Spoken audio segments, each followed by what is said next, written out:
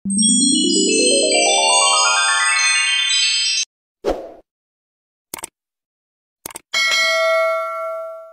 everyone, good morning, सेवा नमस्ते, स्वागत छ हजुरहरुलाई मेरो च्यानलमा। अनि आराम छु, हजुर पनि आरामै हुनुहुन्छ होला भन्ने आशाको साथमा आज मैले भिडियो स्टार्ट गर्दैछु साथीहरु। र नयाँ हुनुहुन्छ भने मेरो च्यानलमा जोइन हुनु होला। अनि पुरानो हुनुहुन्छ भने मेरो भिडियो कस्तो लाग्छ साथीहरु हेरेर प्रतिक्रिया सुझाव दिन चाहिँ नभुल्नु होला है साथीहरु। हजुरहरु पनि छक्क पर्नु हुँदैन आज यो बिहानै मुखै नदेखाउन आएछ भनेर।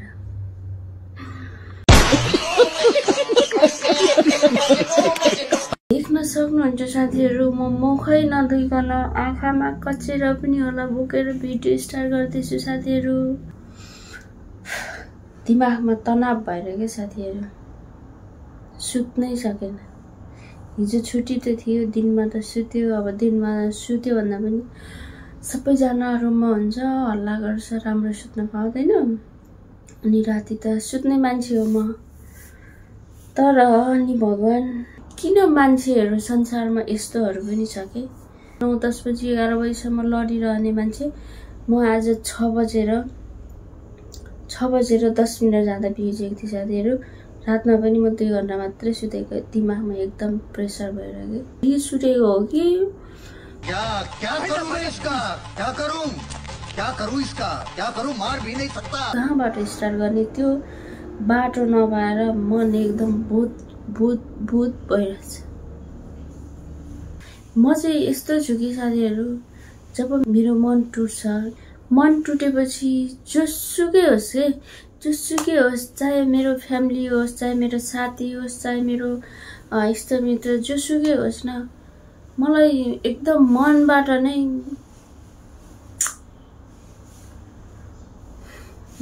बोलाउनु मन लाग्दैन कि यो मेरो घमण्ड हैन साथीहरु।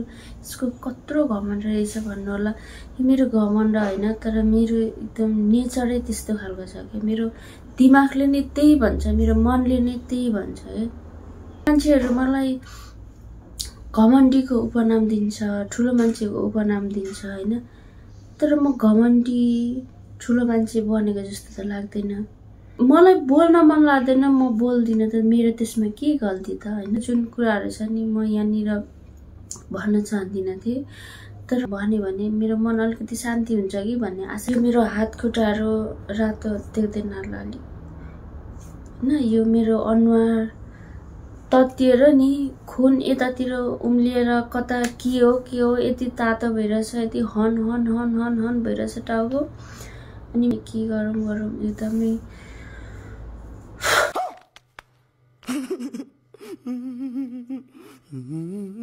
कसैलाई नराम्रो गर्ने मन छैन, कसैलाई नराम्रो भन्ने मन छैन, तर पनि आफै आउँछ त्यस्तोरी किन भन्न मन लाग्छ मान्छेहरुलाई कि जति जे भयो बचाएको छु कि सहेर बसेको छु। र यस्तै हो साथीहरु हैन, तनाव जिन्दगी ती तातो भइरहेछ नि, दिमाग ती तातो भइरहेछ। दिमागमा त के कुरा खेलेछ साथीहरु हैन। म त्यो बच्चादेखि यो उमेरसम्म आउँदाखेरि मैले कति गल्ती गरे, कति ममा के बिते, के भए, भाग्यमा जे लेखेको थियो मैले त्यो भोग्दैछु भन्ने कुराहरुले म चित्त बुझाउँथे। हाँसेरै दुःख गर्छु, हाँसेरै हिँड्छु भन्ने लाग्थ्यो। तर आजको जुन कुरा छ नि साथीहरु, काट्न मिल्ने न कुट्न मिल्ने। कौन है ये लोग, कहाँ से आते हैं? हरेक कुरा छुट्याउने भगवान हुनुहुन्छ। भगवानमाथि म आशा राख्दै साथीहरु यस्तै हो हैन। High guys, good morning again. म चाहिँ रेडी भइसकेँ साथी। बिहानै उठेर आज चाहिँ हजुरहरुलाई पनि थाहा छ म अलिक चाँडै उठेको थिएँ भनेर। अनि हाम्रो चाहिँ यहाँ नजिक एउटा मन्दिर छ, अनि त्यो मन्दिरमा चाहिँ जानु पर्यो, दर्शन गर्नु पर्यो भनेर मनमा लाग्यो साथीहरु। आज चाहिँ मौका मिलेको बेला अनि अलिक चाँडै उठेको बेला, अस्तिदेखि सोचिरहेको थियो, धेरै अगाडिदेखि एक दिन मन्दिर जान्छु भनेर सोचिरहेको थियो। अब मन्दिर त्यस्तो टाढो त होइन, यो हाम्रो रुम नजिकै छ, हाम्रो कम्पनी जाँदा पनि त्यहीँ बाटोमा छ। तर अब त्यहाँ पस्ने कुरो हुँदैन, हामी हेर्ने हिँड्ने मात्रै हो। अनि मैले चाहिँ धेरै अगाडिबाट सोचिरहेको थिएँ एक दिन मन्दिर जान्छु भनेर। अनि आज त्यो दिन चाहिँ आज जुडेको छ साथीहरू, अनि म चाहिँ जान लागेको छु।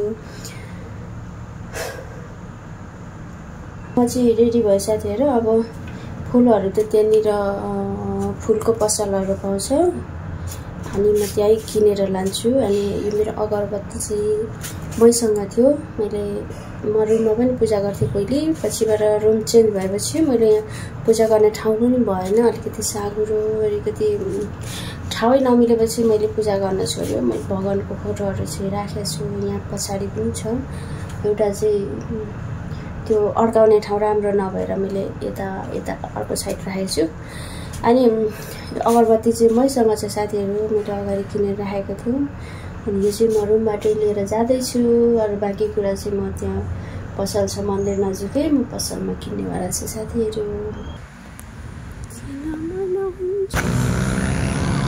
यता जानुपर्छ साथीहरू मन्दिर। भगवान टिका किने साथीहरू, यो दुध रहेछ, यो फुल के भन्छ ऊ पनि भाषा बुझ्दैन, म नि भाषा बुझ्दैन, यहाँ हाँसो लाग्ने भइरहेछ।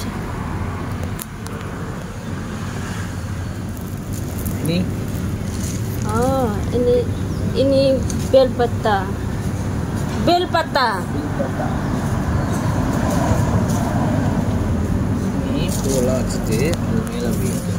ini बेलपत्ता। Okay thank you.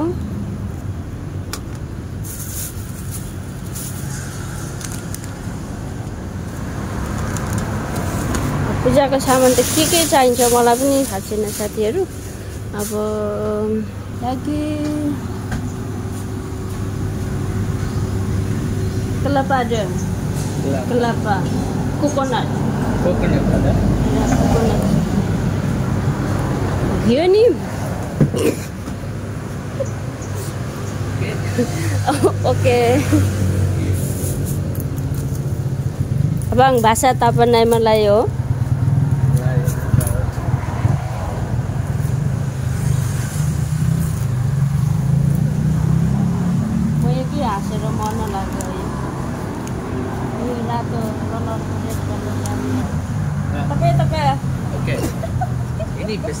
Bisa oke, abang bahasa Tapanai saya pun Tapanai.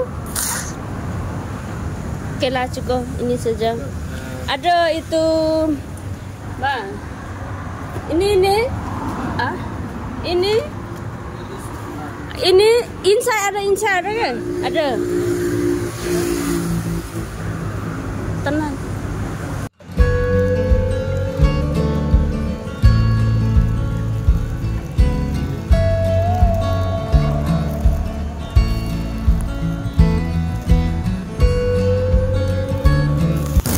साथीहरूमा चाहिँ मन्दिर चाहिँ आयो होइन।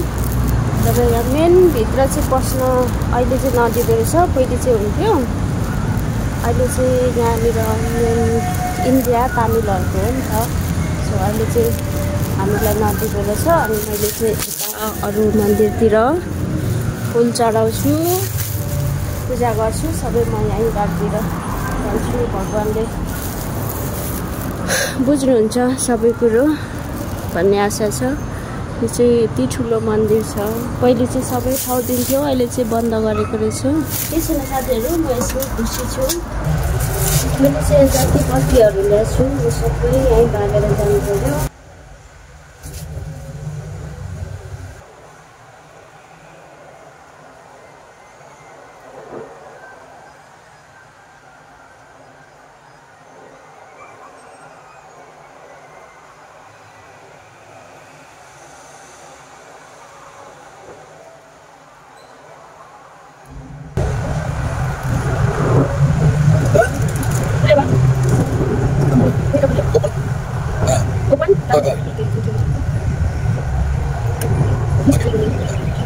Ini bisa taruh sendiri ya. Apa ini? Boleh.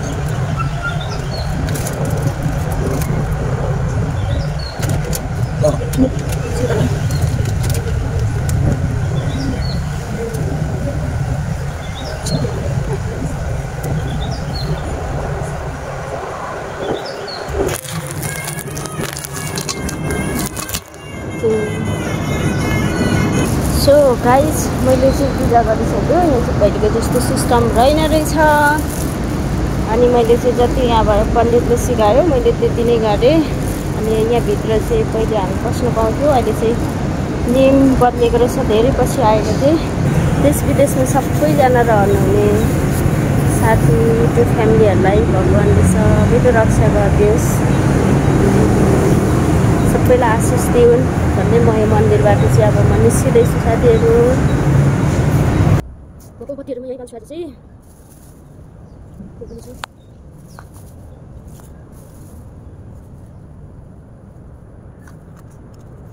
समय त फर्काएर दिनु पनि थियो, बोकेर ल्याएको छु।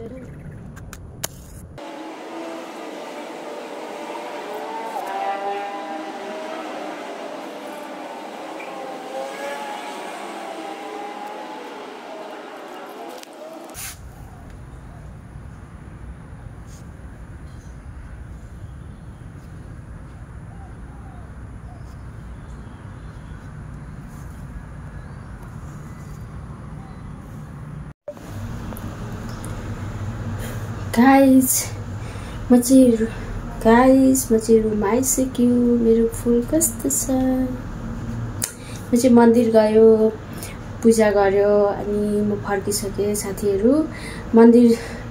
मन्दिरमा नि अहिले पहिले जस्तो सिस्टम रहेन रहेछ। धेरै कुरा चेन्ज भएको रहेछ होइन। म त धेरै समय पछाडि गएको थिएँ। पहिले जाँदा त सबै फेरो लाउन पाउँथ्यो, अनि सबै ठाउँ पूजा गर्न पाउँथ्यो, भित्र पस्न पाउँथ्यो। अहिले चाहिँ त्यो सिस्टमहरू चेन्ज गरेको रहेछ कि यहाँनिरको जुन लोकल मान्छेहरू चाहिँ भित्र छिर्न पाउँदो रहेछ। अनि हामी जस्तो बाहिरको मान्छेले चाहिँ बाहिरबाट मात्रै मतलब बाहिर गेट बाहिरै चाहिँ होइन, भित्रै पस्न पाउने। तर जुन मेन उहाँहरूको जुन पूजा गर्ने ठाउँ छ नि, मेन भगवान, त्यहाँ चाहिँ हामीलाई अहिले चाहिँ बन्द गर्नुभएको रहेछ।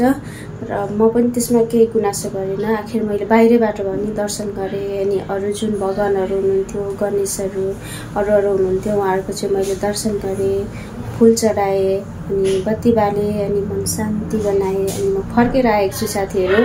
र हजुरहरूलाई पनि जतिले मेरो भिडियो हेर्नुहुन्छ उहाँहरूलाई पनि भगवानले मन शान्ति बनाइदियोस्, रक्षा गरिदियोस्, सबैलाई मेरो मनैदेखि प्रार्थना छ।